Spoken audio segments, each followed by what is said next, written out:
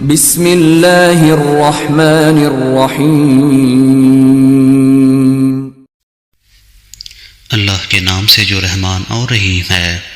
جب ان سے کہا جاتا ہے کہ جو کچھ اللہ نے نازل کیا ہے اس پر ایمان لاؤ، تو وہ کہتے ہیں ہم تو صرف اس چیز پر ایمان لاتے ہیں جو ہمارے ہاں یعنی نسل اسرائیل میں اتری ہے۔ اس دائرے کے باہر جو کچھ آیا ہے اسے ماننے سے وہ انکار کرتے ہیں، حالانکہ وہ حق ہے، اور اس تعلیم کی تصدیق و تائید کر رہا ہے جو ان کے ہاں پہلے سے موجود تھی۔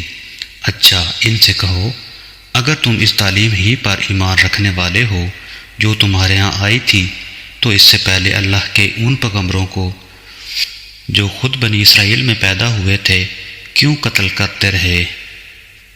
تمہارے پاس موسیٰ علیہ السلام کیسی کیسی روشن نشانیوں کے ساتھ آیا، پھر بھی تم ایسے ظالم تھے کہ اس کی پیٹھ موڑتے ہی بچڑے کو معبود بنا بیٹھے۔ پھر ذرا اس میثاق کو یاد کرو جو طور کو تمہارے اوپر اٹھا کر ہم نے تم سے لیا تھا۔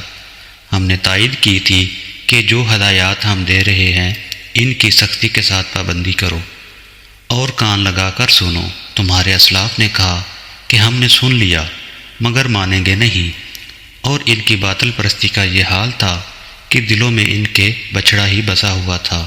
کہو اگر تم مومن ہو تو یہ عجیب ایمان ہے جو ایسی بری حرکات کا تمہیں حکم دیتا ہے۔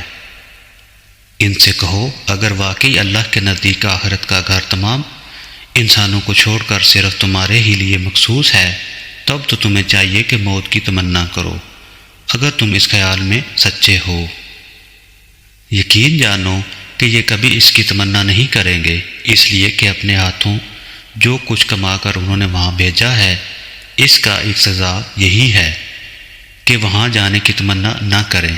اللہ ان ظالموں کے حال سے خوب واقف ہے۔